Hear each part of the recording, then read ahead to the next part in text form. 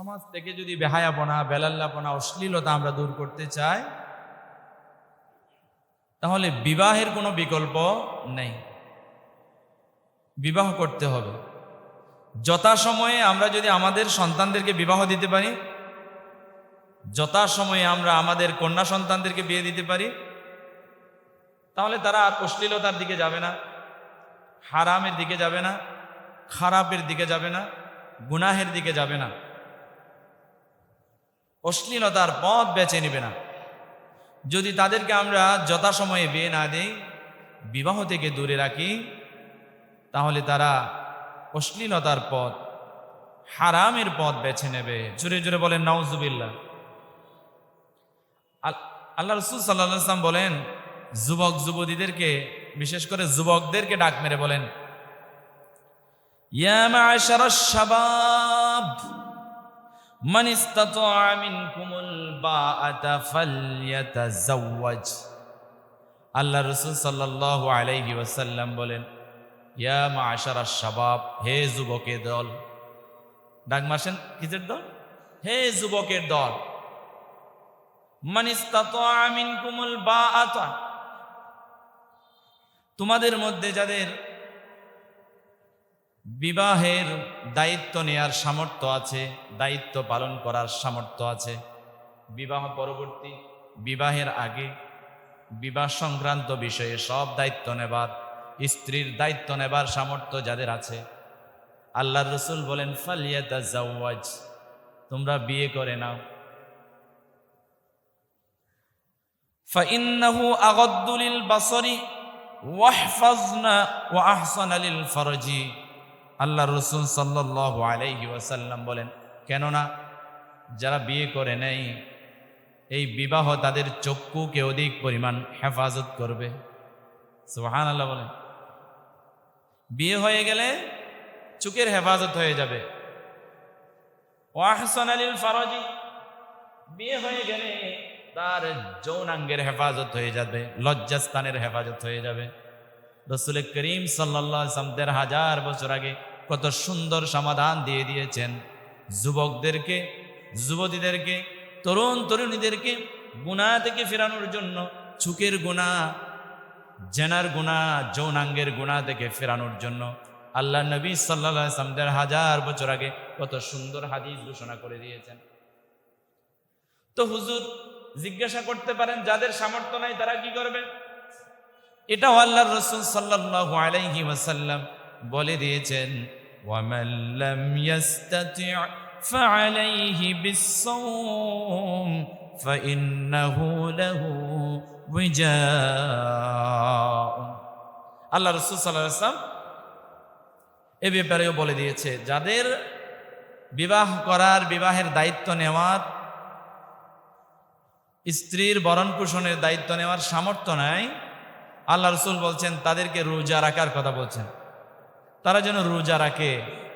রোজা রাখলে এই রোজা তাদের চোখ, তাদের লজ্জাস্থান, তাদেরকে গুনাহের কাছ থেকে তাদেরকে ফেরানোর একটা মাধ্যম, তাকওয়া অর্জনের একটা মাধ্যম রোজা। তাহলে বিবাহ করার এবং স্ত্রীর দায়িত্ব নেওয়ার সামর্থ্য থাকলে আল্লাহ রাসূল বিয়ে করতে বলেছেন, গুনাহ থেকে বাঁচার জন্য চোখের গুনাহ, লজ্জাস্থানের গুনাহ। আর যদি সামর্থ্য না থাকে, তাহলে এই গুনাহ থেকে বাঁচার একটা উপায় হলো রোজা রাখা। আল্লাহ আমাদের তৌফিক দান করুন বলে আমিন। আমাদের যুবক যুবতী, তরুণ তরুণীদেরকে এই আমলগুলো করার তৌফিক আল্লাহ দান করুন বলে আমিন। প্রিয় হাজরিন,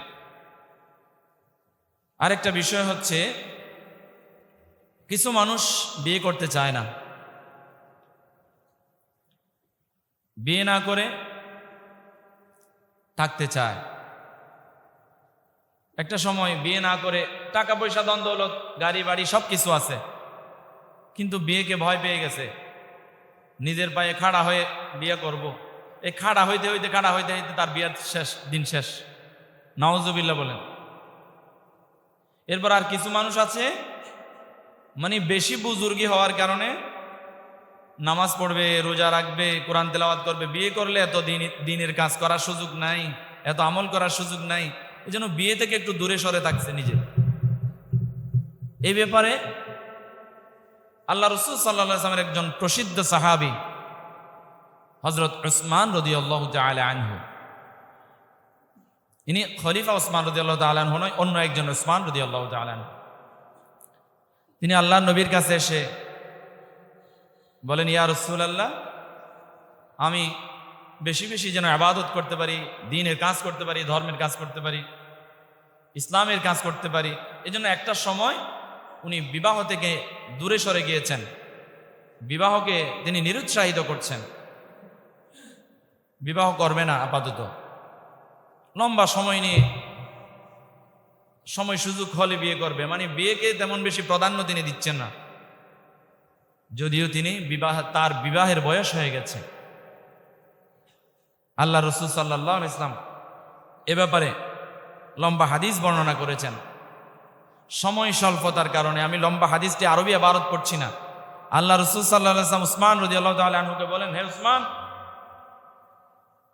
আমি তো কখনো বিয়ে থেকে মানুষকে নিরুৎসাহিত করছি না। বিয়ে থেকে মানুষ নিরুৎসাহিত করে তারা ইহুদি, খ্রিস্টান, বুদ্ধিস্ট ও মুসলিমরা। তাদের একটা লজিক হলো কুমারী মেয়েদেরকে বিয়ে দিতে পারলে ভালো, না দিতে পারলে আরো ভালো। নাউজুবিল্লাহ বলেন। তারপরে তাদের আরো থিওরি হচ্ছে জন্ম নিয়ন্ত্রণ। এইসব বিষয়ে বিভিন্ন কারণে ইহুদি, খ্রিস্টানরা, বেঈমানরা ও মুসলিমরা এবং হিন্দুরা তারা মানুষকে বিয়ে থেকে দূরে রাখতে চায়। এটা প্রাচীনতম ইতিহাসে পাবেন আপনারা যে তদানীন্তন সময়ের মানুষগুলো বিয়ে থেকে দূরে থাকত, বৈরাগ্যবাদকে পছন্দ করত, সংসার পরিবার ছেড়ে ঘর থেকে অনেক দূরে চলে যাইত। তো এগুলো থেকে আল্লাহ রাসূল সাল্লাল্লাহু আলাইহি ওয়াসাল্লাম নিরুৎসাহিত করে উসমান রাদিয়াল্লাহু তাআলা আনহুকে বলেন, উসমান, আমি তো বৈরাগ্যবাদ পছন্দ করি না, ইসলাম তো বৈরাগ্যবাদের কোনো স্থান নাই ইসলামে। আমি বিয়ে করি এবং কখনো কখনো রোজা রাখি, কখনো কখনো আমি রোজা ছেড়ে দিই, আবার আমি কখনো কখনো আবার বিবাহ বিচ্ছেদ করি। একেবারে বিয়ে থেকে যারা দূরে সরে থাকবে, বিবাহকে যারা নিরুৎসাহিত করবে, বিবাহ যারা অপছন্দ করবে, আল্লাহ রাসূল সাল্লাল্লাহু আলাইহি ওয়াসাল্লাম বলেন তারা আমার দলের অন্তর্ভুক্ত নয়। জুড়ে বলেন নাউজুবিল্লাহ। সুতরাং প্রিয় হাজিরিন, নেককার স্ত্রীদেরকে আমরা খুঁজে খুঁজে বের করবো, ইনশাআল্লাহ খুঁজে খুঁজে বের করে বিয়ে করব। কারণ আল্লাহ তাআলা কুরআনুল কারীমে ইরশাদ করেন, আল খবিসাতু লিল খবিসিনা ওয়াল খবিসুনা লিল খবিসাত ওয়াত তাইয়্যিবাতু লিত তাইয়্যিবিনা ওয়াত তাইয়্যিবুনা লিত তাইয়্যিবাত উলাইকা মুবাররাউনা মিম্মা ইয়াকুলুনা লাহুম মাগফিরাতুন ওয়া রিজকুন কারীম। আল্লাহ তাআলা কুরআনুল কারীমে ইরশাদ করেন, খবিস খবিসের জন্য, তাইয়্যিব তাইয়্যিবের জন্য, অর্থাৎ পবিত্র পুরুষ পবিত্র স্ত্রীদের জন্য, নারীদের জন্য, আর অপবিত্র পুরুষ অপবিত্র নারীদের জন্য। তার মানে কোন পুরুষ যদি সুপুরুষ না হয়, সে যদি জেনাকার হয়, সে যদি তার জীবনে অশ্লীল কাজে জড়িয়ে যায়, গুনাহের কাজে জড়িয়ে যায়, জিনার মতো, বেবিচারের মতো কাজে জড়িয়ে যায়, তাহলে আল্লাহ তাআলা তার জন্য বিবাহের ক্ষেত্রে এমন একটা স্ত্রী রেখেছে, ওই মেয়েটাও জিনাকার, ওই মেয়েটাও নষ্টা, ওই মেয়েটাও দুচ্চরিত্রা। সুতরাং আপনি আর আমি, আমাদের সমাজের পুরুষেরা চায় একটা সে যতই খারাপ হোক না কেন, একটা নেককার পরহেজগার ভালো একটা মেয়ে, দিনদার পরহেজগার একটা মেয়ে আমাদের সমাজের পুরুষেরা চায়। তাহলে এক্ষেত্রে চাওয়ার ক্ষেত্রে আপনার কোরআনের একটা থিওরি হলো, আপনি যদি নেককার স্ত্রী, ভালো স্ত্রী পেতে চান, তাহলে আপনাকে ভালো থাকতে হবে। আপনি যদি নিজের লজ্জাস্থানের হেফাজত না করে নিজের লজ্জাস্থান যেখানে সেখানে বিলিয়ে দেন, তাহলে ওই রকম বিলিয়ে দেন ওয়ালি একটা মেয়ে আপনার ঘরে চলে আসবে, আপনি বুঝতেই পারবেন না। জুড়ে বলেন না নাউজুবিল্লাহ। কাজে আগে নিজেকে সৎ থাকতে হবে, নিজেকে তাইয়্যিব থাকতে হবে। তাহলে আপনি পবিত্র স্ত্রী পাবেন ইনশাআল্লাহ। আল্লাহ আমাদের যুবকদেরকে নিজের লজ্জাস্থানের হেফাজত করে জীবন যাপন করার তৌফিক দান করুন বলি আমিন। আল্লাহ রাসূল সাল্লাল্লাহু আলাইহি ওয়াসাল্লাম 4 প্রকারের মেয়েকে বিয়ে করার ব্যাপারে উৎসাহ দিয়েছেন। আল্লাহ রাসূল বলেন, তুনকাহুল মারআতু লিআরবাইন লিমালিহা ওয়া লিহাসাবিহা ওয়া জামালিহা ওয়া লিদীনিহা ফাজফার বিযাতিদ্দীন। অর্থাৎ একটা মেয়েকে বিয়ে করতে হলে 4টা জিনিস দেখতে হবে, 4টা বিষয় দেখতে হবে। কি দেখতে হবে? একটা হচ্ছে তার ধন সম্পদ আছে কিনা, তার সম্পদের কারণে তাকে বিয়ে করা যায়। একটা মেয়ের সম্পদের কারণে তাকে বিয়ে করা যায়। এরপরে 2 নাম্বার হচ্ছে তার বংশমর্যাদার কারণে তাকে বিয়ে করা যায়, যদি বংশবুনিয়াদ ভালো হয়। 3 নাম্বার হলো তার সৌন্দর্যের কারণে তাকে বিয়ে করা যায়, একটা মেয়েকে সৌন্দর্যের কারণে বিয়ে করা যায়। 4 নাম্বার হলো দিনদারির কারণে একটা মেয়েকে বিয়ে করা যায়। আল্লাহ রাসূল সাল্লাল্লাহু আলাইহি ওয়াসাল্লাম শেষ বেলায় বলছে, ফাজফার বিযাতিদ্দীন, তুমি দিনদার নেককার পরহেজগার মেয়েকে বিয়ের ক্ষেত্রে প্রাধান্য দাও, দিনদার নেককার মেয়েকে তুমি বিয়ে করো। সুবহানাল্লাহ বলেন। এখন আমাদের দেশে দিনদারটা দূরে রেখে কার বেশি সম্পদ আছে, কে বেশি সুন্দরী, কে টিকটকার, কে নর্তকী, কার পরিচিতি বেশি, কে অমুক কে তমুক, এটা দেখে বিয়ে করছে। নাউজুবিল্লাহ বলেন, আরো জোরে বলেন নাউজুবিল্লাহ। তাহলে আমরা আমাদের সন্তানদের জন্য, ভাইদের জন্য, আমাদের পরিবারের কোনো সদস্যদের জন্য যখন আমরা স্ত্রী হিসাবে কোনো মেয়েকে খুঁজতে যাব, তখন এই 4টা জিনিস দেখব। এই 4টা জিনিসের মধ্যে সবচাইতে বেশি আমরা প্রাধান্য দেব, প্রায়োরিটি দেব, সেটা হচ্ছে দিনদারিকে। আল্লাহ আমাদের বোঝার তৌফিক দান করুন বলি আমিন। এরপরে পাত্রীপক্ষকে আল্লাহ রাসূল সাল্লাল্লাহু আলাইহি ওয়াসাল্লাম নির্দেশ দিলেন যে তোমরা যখন কোনো একজন ঈমানদার পাত্র এর সন্ধান পাবে, কিংবা সেখান থেকে কোনো একটা বিবাহের প্রস্তাব আসে, দিনদার একজন সুপুরুষের পক্ষ থেকে যদি একটা প্রস্তাব আসে, তাহলে তোমরা সেই প্রস্তাব গ্রহণ করে নাও। আল্লাহ রাসূল সাল্লাল্লাহু আলাইহি ওয়াসাল্লাম নির্দেশ দিয়েছেন। এখন আমাদের সমাজে অসংখ্য মানুষ দিনদার কোনো পাত্র যদি প্রস্তাব দেয়, এই প্রস্তাবগুলো প্রত্যাখ্যান করে। তার সরকারি চাকরি আছে কিনা, সে ব্যবসায়িক কিনা, সে চ্যাটেল কিনা, তার গাড়ি বাড়ি আছে কিনা, এগুলো দেখে। আমি অনেক অসহায় ফ্যামিলির মেয়েদেরকেও দেখেছি, বিয়ে করার ক্ষেত্রে তার ঘরে কি আছে কি নাই এটা দেখে না, আগে তাকে যে প্রস্তাবটা দিয়েছে সে কি করে, তার চাকরি কি, তার ব্যবসা বাণিজ্য কি, ওটা দেখার আগে আল্লাহ রাসূল সাল্লাল্লাহু আলাইহি ওয়াসাল্লাম সবচাইতে বেশি দেখতে বলেছেন পুরুষের ক্ষেত্রে তার দিনদারিকে, তার পরহেজগারিকে, তার ইমানকে। কারণ বিয়ের পরে পুরুষের জীবন বিয়ের আগের জীবন আর থাকে না। জুড়ে বলেন না সুবহানাল্লাহ। আমি আমার লাইফের কথা বলি, বিয়ের আগে আমার গাড়ি ছিল না, বিয়ের আগে আমার বাড়িও ছিল না, বিয়ের আগে আমার ব্যাংকে টাকা জমা ছিল না। বিয়ের পরে আলহামদুলিল্লাহ গাড়িও হয়েছে, বাড়িও হয়েছে, এবং আমার ব্যাংকে কিছু টাকা জমাও থাকে, এবং বছর শেষে আমি যাকাতও দিতে পারি। যেটা বলেন আলহামদুলিল্লাহ। এটা আমার লাইফ থেকে আমি বলছি। সুতরাং প্রিয় মুসল্লিয়ান ইকরাম, আপনার মেয়েটাকে, আপনার আদরের কন্যা সন্তানটাকে বিয়ে দেওয়ার ক্ষেত্রে আপনি গাড়ি বাড়ি ধন দৌলতের দিকে বেশি তাকাবেন না। একজন সুপুরুষ সে পরহেজগার কিনা, সে দিনদার কিনা, সে ভালো কিনা, চরিত্রবান কিনা। আল্লাহ রাসূল স্বয়ং নির্দেশ করেছেন যে তোমরা ইমানদার কোন ছেলের যদি প্রস্তাব পেয়ে থাকো, তোমরা প্রত্যাখ্যান করবে না, ওই ছেলের প্রস্তাব তোমরা গ্রহণ করে নাও। জোরে বলেন না সুবহানাল্লাহ। আর মেয়েদের ক্ষেত্রে যখন কোনো পাত্রপক্ষের প্রস্তাব গ্রহণ করার পর মেয়ে দেখানোর ক্ষেত্রে আল্লাহ রাসূল সাল্লাল্লাহু আলাইহি ওয়াসাল্লাম হাদিস শরীফে ঘোষণা করেন, সর্বপ্রথম পাত্রকে দেখাতে হবে, যে বিয়ে করবে তাকে, তার আব্বাকে নয়, তার দুলাভাইকে নয়, তার ভাইকে নয়, তার খালাতো ভাইকে নয়, ফুফাতো ভাইকে নয়। আগে পাত্র দেখবে, পাত্র দেখার পর পাত্রের যদি পছন্দ হয়, বরের যদি পছন্দ হয়ে যায়, তখন তার মা দেখবে, বোন দেখবে, আত্মীয় স্বজন দেখবে। যদি পাত্রীপক্ষের অনুমতি থাকে বাবাকে দেখানোর, তখন বাবা দেখতে পারবে। তবে বাবার ছেলে সন্তানদের বাবার বউ দেখার কোনো প্রয়োজন নাই, আল্লাহ রাসূল সাল্লাল্লাহু আলাইহি ওয়াসাল্লামের হাদিস। এখন আমাদের সমাজে কি হয়, ছেলে পাত্রী দেখার আগে আগে মা বাবার পাত্রীকে পছন্দ হতে হবে। নাউজুবিল্লাহ বলে। ইসলাম যেটা বলে আমাদেরকে সেটাই করতে হবে। আপনার সন্তানকে আপনি বিয়ে করাবেন,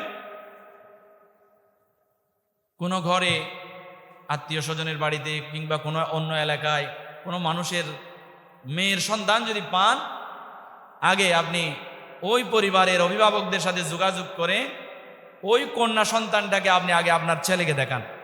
ছেলের যদি পছন্দ হয় তারপর আপনারা দেখেন, তবে 14 গোষ্ঠী দেখবেন না। ছেলের মা দেখবে, বোন দেখবে, পরিবারের মেয়েরা দেখবে, দেখার পরে শেষ। এখানে দুলাভাইকে দেখানোর দরকার নাই। নাউজুবিল্লাহ বলেন। আমাদের সমাজে কি নোংরা রুচি দেখেন। পালকি থেকে, কাঠ থেকে, বিয়ের দিন শালার স্ত্রীকে আনবে তার দুলাভাই কুলে করে। নাউজুবিল্লাহ বলেন। এমনও আমাদের দেশে, আমাদের সমাজে এমনও নজির আছে যে ওই স্ত্রীকে কুলে করে নিয়ে খাটের মধ্যে মানে ধপ করে ছুড়ে মারছে, তার কোমরটা নষ্ট হয়ে গেছে। থামাশার জিনিস এটা। নাউজুবিল্লাহ। এখনো কোনো সমাজে কোনো পরিবারে এই রীতি নিয়মগুলো মেনে চলে। এটা আফসোসের বিষয়, এটা বড় দুঃখের বিষয়। আল্লাহ তাআলা আমাদেরকে এরকম অপসংস্কৃতি থেকে, কুসংস্কৃতি থেকে ফিরে আসা রাসূল সাল্লাল্লাহু আলাইহি ওয়াসাল্লামের সুন্নতি জীবন দ্বারা আমাদেরকে মেনে চলার তৌফিক আল্লাহ দান করুন বলি আমিন। এরপরে আরেকটা কাজ হলো বিয়ের ক্ষেত্রে, বিবাহের প্রচার হবে মসজিদে। গোপনে বিয়ে করাকে আল্লাহ রাসূল সাল্লাল্লাহু আলাইহি ওয়াসাল্লাম উৎসাহিত করে নাই। তবে হ্যাঁ, খুব ছোট পরিসরে, অতিরিক্ত মানে ব্যয়বহুল বড় আকারে মানুষকে দেখায় বিশাল সাজসজ্জা, আলোকসজ্জা, অমুক বিশাল করে এরকম বিয়ে করার ব্যাপারে আল্লাহ রাসূল সাল্লাল্লাহু আলাইহি ওয়াসাল্লাম উৎসাহিত করে নাই। তবে উৎসাহিত করেছে মসজিদ থেকে, মসজিদের মাইক থেকে, এবং দফ মানে ঢোলের একদিকে খোলা আর একদিকে বন্ধ, এরকম কিছু দফ আছে। এই দফগুলো বাজিয়ে সমাজে প্রচার করার কথা আছে, এবং মসজিদের মাইক দিয়ে এলান করার কথা আছে মসজিদের ভিতরে বিবাহের অনুষ্ঠানের বিষয়ে সুন্নতি একটা পদ্ধতি আছে নিকাহ করা।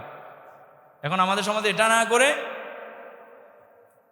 কমিউনিটি সেন্টারে গিয়া কনে উযু নাই, কালাম নাই, গোসল নাই, তাকে এমনভাবে 32 আইটেমের মাইকা ওখানে সুন্দর করে সোয়াব করবে, আবার বরকেও নিয়ে যাবে। দুপক্ষের যত পুরুষ আছে, যত পরিচিত অপরিচিত লোক আছে, সবাই মিলে দেখে, সেখানেই শেষ। নাউজুবিল্লাহ বলেন।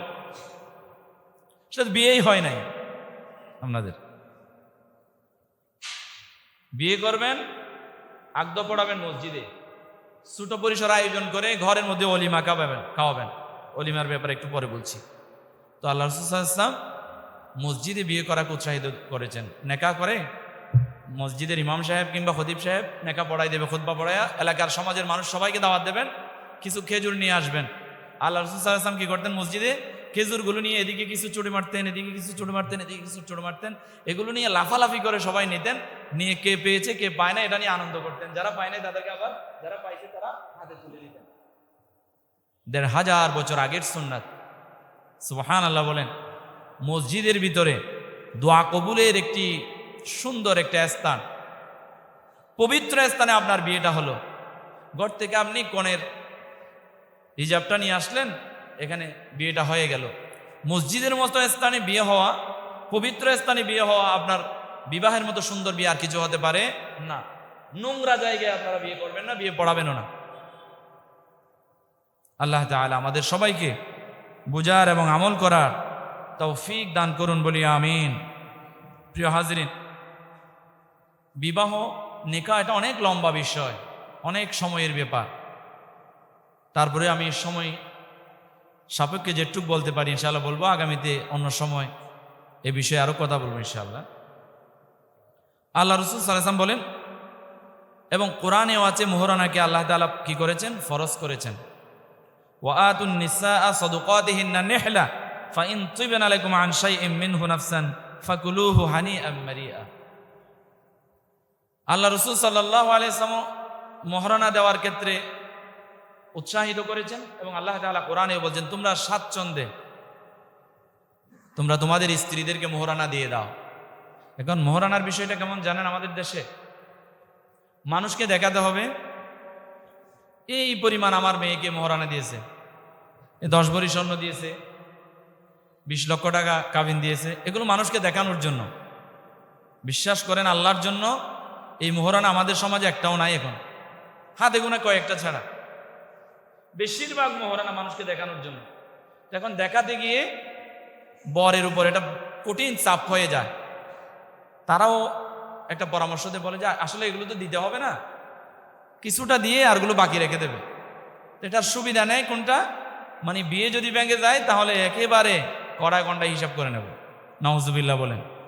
অথচ আল্লাহ রাসূল সাল্লাল্লাহু আলাইহি ওয়াসাল্লাম মোহরানা দেওয়ার কথা স্বাচ্ছন্দ্যে, যার সামর্থ্য যেমন তাওফিক অনুসারে বলেছেন। আল্লাহ রাসূল সাল্লাল্লাহু আলাইহি ওয়াসাল্লাম কিন্তু বিয়ে করার সময় যথেষ্ট পরিমাণ মোহরানা দিতেন, যথেষ্ট পরিমাণ মোহরানা দিতেন সাধ্য অনুযায়ী। ঠিক তেমনি আমাদের সাধ্য অনুযায়ী আমরা মোহরানা দেব, কিন্তু বেশি পরিমাণ নয় যে পরিমাণ আপনি আদায় করতে পারবেন না। তো আপনি যথাযথ মোহরানা যদি দুনিয়াতে আপনার স্ত্রীকে আদায় করে না যান, এই স্ত্রী কিয়ামতের ময়দানে আপনাকে ধরবে না, এটা বলা যায় না। কেননা ইয়া নাফসির সময় সেখানে আপনার কাছ থেকে আপনার ভাই পালায়ন করবে, আপনার মা পালায়ন করবে, আপনার বাবা পালায়ন করবে। সেই জায়গায় একটা সওয়াব অনেক বড় দামি। আপনার স্ত্রী সেখানে আপনাকে এক পাও এগোতে দেবে না জান্নাতের দিকে, খড়ায় ঘন্টা হিসাব করে নেবে। এখানে যেমন বিবাহ ভাঙলে কনের মা বাবা হিসাব করে একেবারে কষে কষে নেয়, সেখানে আপনার স্ত্রী আপনাকে কষে কষে নেয়। সুতরাং মোহরানা দেওয়ার ক্ষেত্রে আপনারা সতর্ক থাকবেন, যা আদায় করতে পারবেন তা দিবেন। বিয়ের দিন যদি সম্পূর্ণ আদায় করতে পারেন আরো ভালো। আর যদি আপনি বলেন যে 5 লক্ষ টাকা নগদ আর 5 লক্ষ টাকা বাকি, 5 লক্ষ টাকা এটাও নগদ নয়, আর বাকি যেটা এটাও ফাঁকি। সমাজে এরকম চিত্র আমরা হাজার হাজার দেখতেছি। মাসের মধ্যে কয়েকটা বিয়ে তো পড়াচ্ছি আলহামদুলিল্লাহ। তো পড়ানোর সময় আমি বিষয়গুলো ক্লিয়ার করি তাদের। তো বুঝাতে চেয়েছিলাম প্রিয় হাজরিন, আপনাদের সন্তানকে বিয়ে করাবেন, আপনার ভাইকে বিয়ে করাবেন, মোহরানা দেওয়ার ক্ষেত্রে সতর্ক থাকবেন। মোহরানা যেটা আপনারা আদায় করবেন সেটা বলবেন যে নগদ, যেটা দেবেন না সেটা নগদ বলার দরকার নাই। আর যেটা বাকি থাকবে সেটা সম্পূর্ণটাই বাকি। আর এটা বরের আদায় করার নেক নিয়ত থাকতে হবে। আল্লাহ তাআলা আমাদের সবাইকে বিয়ের ক্ষেত্রে এ বিষয়ে সতর্কতা অবলম্বন করার তৌফিক আল্লাহ দান করুন বলি আমিন। তো বিয়ের ক্ষেত্রে নেকাহ যখন হয়ে যাবে, বিয়ে যখন হয়ে যাবে, তখন উপস্থিত সবাই তাদের জন্য দোয়া করবে। একটি দোয়া আল্লাহ নবী সাল্লাল্লাহু আলাইহি ওয়াসাল্লাম শিক্ষা দিয়েছেন, সেটি আমাদের প্রত্যেক মুসলমানদের দোয়াটা শিখে নেওয়া উচিত। আল্লাহ রাসূল বলেন, বারাকাল্লাহু লাকা ওয়া বারাকা আলাইকা ওয়া জামাআ বাইনাকুমা ফিল খায়র। বারাকাল্লাহু লাকা ওয়া বারাকা আলাইকা ওয়া জামাআ বাইনাকুমা ফিল খায়র। এভাবে এই দোয়াটা আপনারা সবাই শিখে নেবেন। অল্প ছোট্ট দোয়া, আমরা তাদের বরকতের জন্য, রহমতের জন্য, তাদের কল্যাণের জন্য, আমরা বৈবাহিক জীবনে কল্যাণের জন্য, বরকতের জন্য আমরা তাদের জন্য দোয়া করে দিলাম। প্রিয় হাজরিন, তো অলিমার বিষয়টা আমি একটু ক্লিয়ার করি। বিয়ের ক্ষেত্রে বেশিরভাগ যেটা হয় সেটা হলো কনে পক্ষ থেকে যৌতুক নিয়ে কমিউনিটি সেন্টারে গরু জবে করে বর পক্ষ খাওয়ায়। নাউজুবিল্লাহ বলেন। তোমাকে বিয়ে করতে কে বলেছে? তুমি তো পুরুষই না, তোমার লজ্জা থাকা দরকার। স্ত্রীর পক্ষ থেকে গাড়ির জন্য, স্ত্রীর পক্ষ থেকে ফ্রিজের জন্য, স্ত্রীর পক্ষ থেকে টিভির জন্য, স্ত্রীর পক্ষ থেকে তোমার সমাজের মানুষকে খাওয়ানোর জন্য তুমি বিয়ে করতেছো। এটা একটা বিশাল লজ্জাজনক ব্যাপার, নিকৃষ্ট কাজ, এটা বেহাইয়া। তুমি মানুষের কাতার তুমি পড়ো না। যৌতুক একটা নিকৃষ্ট জিনিস। বাথরুমের পায়খানা খাও, কেন তুমি যৌতুক নিবা? তোমার সামর্থ্য অনুসারে তুমি অলিমা খাওয়াও, 10 জনকে খাওয়াও, সমস্যা নাই, তাতে বরকত। 100 জনকে খাওয়াও, ঘরে একটা ছাগল জবাই করে খাওয়াও, সমস্যা নাই। হযরত ফাতিমাতুজ জাহরা রাদিয়াল্লাহু তাআলা আনহা এবং আলী রাদিয়াল্লাহু তাআলা আনহুর বিয়ে হবে, সেখানে অলিমা খাওয়াতে হবে। হযরত আলী তো গরিব মানুষ, তেমন বেশি কিছু ছিল না। একজন সাহাবা বলেন, আমি হযরত আলী রাদিয়াল্লাহু তাআলা আনহুর বিয়েতে একটা ছাগল দিলাম, সুবহানাল্লাহ বলেন। আর একজন বলছে, আমি কিছু জব দিলাম, আমি কিছু ভুট্টা দিলাম। এভাবে এভাবে কয়েকজন মিলে কি হয়ে গেছে, অলিমা খাওয়ানোর ব্যবস্থা হয়ে গেছে। আর কনে পক্ষ থেকে যৌতুক চাইতে হয়। আমরা যদি রাসূল সাল্লাল্লাহু আলাইহি ওয়াসাল্লামের জীবনী থেকে, হযরত আলীর জীবনী থেকে, হযরত মা ফাতেমাতুজ জাহরা রাদিয়াল্লাহু তাআলা আনহার জীবনী থেকে আমরা আমল করি, তাহলে আপনার বন্ধু যদি আপনাকে ছাগল দিতে চায় সমস্যা নাই, আপনার প্রতিবেশী যদি আপনাকে গরু দিতে চায় সমস্যা নাই, কিন্তু কনের পক্ষ থেকে যদি আপনি গরু আদায় করতে চান তাহলে সমস্যা। আল্লাহ আমাদেরকে, আমাদের পরিবারে যদি আমাদের সন্তানের জন্য আমরা বিয়ে করাই, আমাদের ভাইদের জন্য আমরা বউ আনি, তখন বিবাহের ক্ষেত্রে পরিপূর্ণ সুন্নাহ মেনে চলার, কোরআন এবং সুন্নাহর আলোকে বিয়ে করার তৌফিক আমাদেরকে দান করুন বলি আমিন। প্রিয় হাজিরিন, এটা লম্বা বিষয়, যদি সময় সুযোগ হয় আমি আগামীতে পরবর্তী অংশটি আমি আপনাদেরকে আলোচনা করে শোনাবো। অনেক লম্বা বিষয়, অনেক কোরআন হাদিসের আরো আলোচনা এ বিষয়ে আছে, নিকাহের বিষয়ে।